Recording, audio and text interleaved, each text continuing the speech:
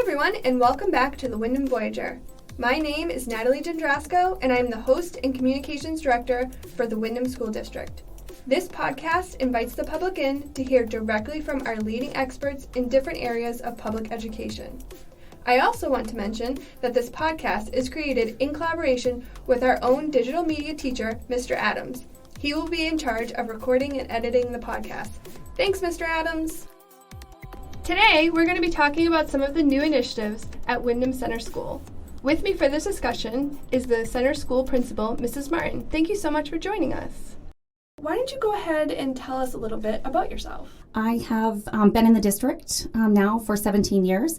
I started my teaching career actually back in 2000. In the 17 years that I've been here in the Windham School District, I started as a second grade teacher.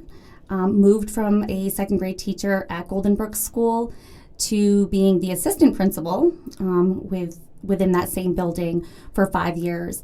And this is currently my second year in my position here at Windham Center School. It's funny you said just 17 years because I was just with Mrs. McKenna at the principal at the high school, and I think she's on her 17th year too because we actually just had an interview with the Windham Independent to talk about her new role, and it's funny. So did you guys transition in together? I think we did transition in very different roles at the time together, but yes, we definitely transitioned around the same time. Growing together, I love it. That's right. So again, because you started at Golden Brook, right? So those are your pre-K through 4 students. But when you were there, what was the age group? Was it pre-K to... Yeah, so actually when I originally started, it was only first and second grade. That's right. Yes, and then we transitioned. We brought on kindergarten while I was there. I was a part of that process in the district to bring full-day kindergarten. Right. Later, we moved to bringing pre-K from, I think, actually here at the high school to our campus. And they were kind of in an annex building that was next to Golden Brook School. Right. Later, when we started the renovation project at Golden Brook School, they became part of the actual building. Right. And it took a little time. It was a little different for them for a while because they had been so separated. So we then moved from original to a pre-K to 2 school. And then in my time there, I ended at Golden Brook after the full renovation had been complete in a building that was pre-K to 4. Which is crazy if you think about it, the amount of time, like how much transition has actually taken place at that school. It's all good, right? It's all growing opportunities, yes. But it is crazy to think like where it started and how big it is today, how many kids are in that school. Like that's just a huge transition. Yeah. Absolutely. As a second grade teacher, I still remember teaching in the pods and quads, which had collapsible walls, and you could open up into, larger classrooms and work, collaboratively with the teacher next to you. In that setting. So I certainly went from a small school to a much larger school, but they both definitely have their perks. Now, what would you say are some of the challenges from, having a huge background in elementary ed? You're still in elementary, upper elementary is what we call it. Did you find it challenging to kind of connect with the students and work with that grade? I think initially, what was great is I was actually transitioning from a school that I had been with these kids. So many of the students That's a good point, yeah. At Center School were my Golden Brook kids. So I was, in my transition, had started as the assistant principal in grade 1. And then my first year at Windham Center School, I was the principal of the students I had in my first year as AP. Oh, that's so funny. So I think that, knowing the kids and knowing how they had grown, I definitely think that was helpful. Being in the community for so long, working with those same parents, was great. I had spent 1 year as a 5th grade teacher prior to coming to New Hampshire in the state of Georgia. So I did have some experience at the 5th grade level. Okay. However, they are different. Yeah. You went from, the hand holding down the hallway, the hugs and the high fives to, kids that really got jokes and enjoyed having fun. And so I've learned to kind of adapt to that piece with the students. And I think that, hopefully I've taught them as much as they've taught me over this last couple of years. Yeah. Do you find it challenging, again, going back to Golden Brook, because they're there for so long, do you find it challenging to be able to kind of connect with just 2 years with these kids that they're like, by the time you get to know them, they're kind of heading out their to go to middle school? Yeah, I would say that that's probably a challenge that I, in the future, will have. But at this point, I'm still cycling through those same kids that I had at Golden Brook. I think as a result of that, in knowing the transition of the buildings, when we go back to the renovation project, when we moved from, the 3, 4, 5 school and transitioned those students, it was definitely during a time that was tricky. We had the pandemic and in between there. And so I think for me, my number one priority and goal when I transitioned as principal to Windham Center School was to find ways to engage my students, to build connections with my students. For me personally, building connections with my own teachers has been a huge part of what has brought me to where I am today. So that's always a priority that's at the forefront for me, is finding some new and different ways to really make Windham Center School its own school as an upper elementary school, because kids just weren't used to it, and neither were parents. Right. Kind of going off that too, so I know one of the things that I think you rolled it out last year, was the Chillville Center. Can you talk to me about that? Yeah, sure.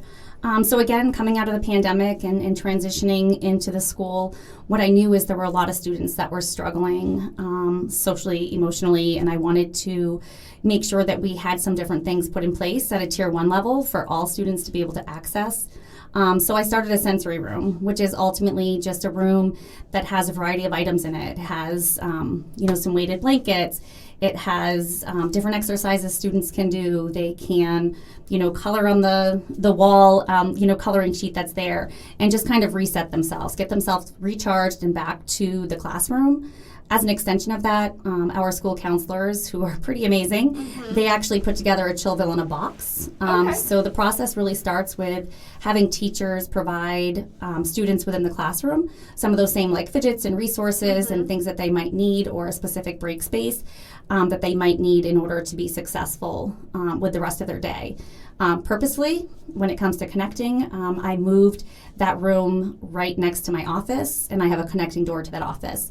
So that was just one more way for me to get to know the students, work with the students, and really just try to make a difference. I think that's great because, again, he's a first grader at home, and I think, he started school in the pandemic, right? So it was sort of like first grade has been really challenging for him because it's real school now, right? Like, we're in the real school now. So I think having the ability to kind of just like say, okay, we're going to take a pause. Even, he's first grade, but to be able to do that at 5th and 6th grade when they're having a lot of more conversations with friends, they're just juggling a lot more. I think that's awesome that you're bringing that initiative to the school. They definitely are, and I think it's always just remembering that as adults we have a lot of skills that we built. Yeah. But we have students who are still trying to build some strategies that they can put in place to help them in those times that they might be struggling, whether it's with a social interaction, whether it's with a specific class, a specific assignment, but knowing that they have an opportunity to be able to reset and go back, and that it's something that's not out there for just a specific group of kids, but it's something that's there for all kids. All kids. Any kid can participate. They can use the Absolutely. I love that.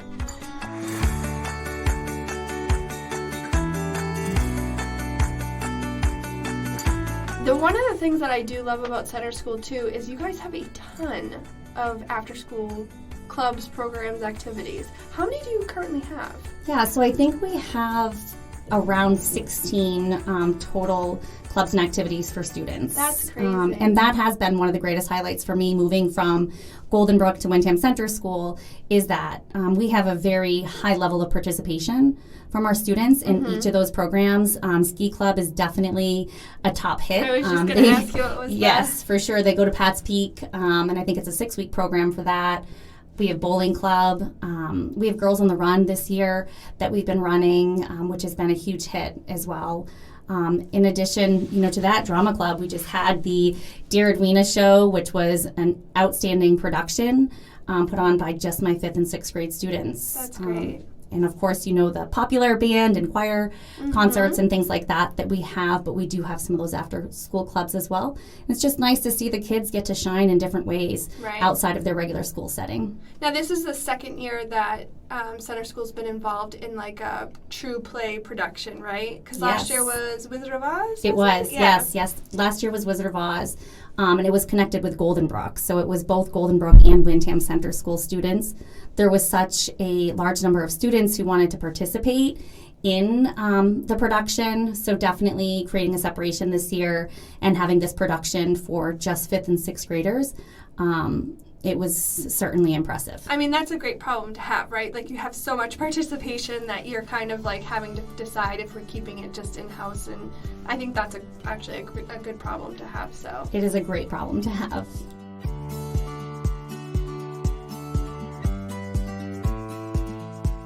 What other new initiatives have you rolled out since your time there?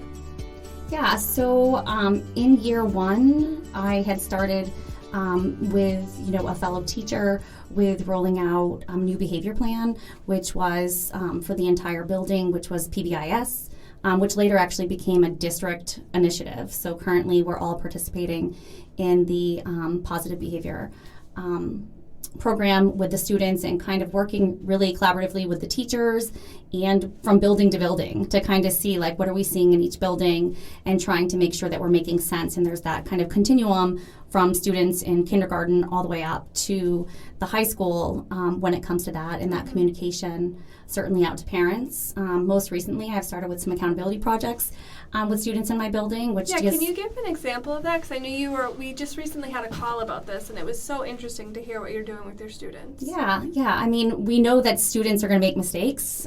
We still make them as adults. And so it's just an opportunity to reflect with students and sit with them. So it could be, from something such as a bus incident, or it could be a situation where, maybe students are using language that's not appropriate at school or saying things that are not appropriate. But versus putting a traditional spin on what school discipline looks like, right, for that, it's really a conversation piece. So, right, meeting with the student, talking about how what they did affected or impacted not only themselves, but the others, that they may have had done it to, as well as, right down to the staff in the building or to parents right at home, and really understanding what does that look like in the real world. Mm-hmm. So if you weren't sitting here at Windham Center School and that same sort of behavior occurred in your work setting, right, what would those consequences look like? Right. So it's really just giving kids that opportunity to understand at a deeper level, what it means to just really be held accountable, and how it can really just be a domino effect if we don't take care of the actions. And do you think the students are responding positively to it? Yes. So far it's gone really well. Both parents and students have responded quite positively to the accountability projects. I've had great support from parents at home, and it just feels, as an administrator, it just feels different. I feel like it's productive. I feel like I'm actually helping. Right. A 2-hour detention, isn't teaching as much as I would like to teach. I mean, there's still obviously opportunities for the traditional consequences. Right. But I'm just kind of exploring what are some different ways that we can do things at this level to make it meaningful for kids. I think that's great. And again, like to your point, instead of just giving them, hey, you did something wrong, this is a detention, where they're sitting there like, okay, I have to sit here for 2 hours and then I can go about. You're making them think deeper about what actually occurred and why it was wrong and how we can change it. I think that's a great opportunity. And it's a great opportunity for me to get to know them. Exactly. In that moment more.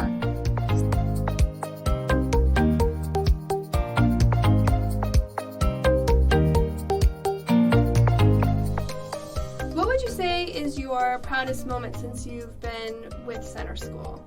One of my proudest moments since being at Center School has really just worked being new to create a culture and climate where there's a certain comfort level for both staff and students to kind of get outside of their comfort zone.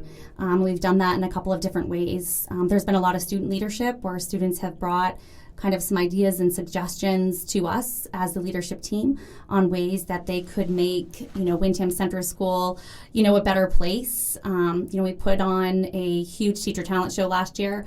which in the beginning for my staff, they were like, what are you getting me into, Mrs. Martin? But come the end of that, they were pretty excited, and the students were excited to kind of see their teachers in a different light.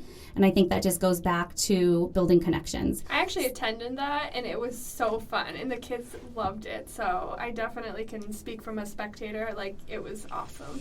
Yes, and we'll definitely bring back Take Two again this year. Nice. The staff's excited. I know the students are excited, and we will put on an even more impressive show of all of our different talents. I can't wait. I can't wait. May or may not bring back out my tap shoes. Yes.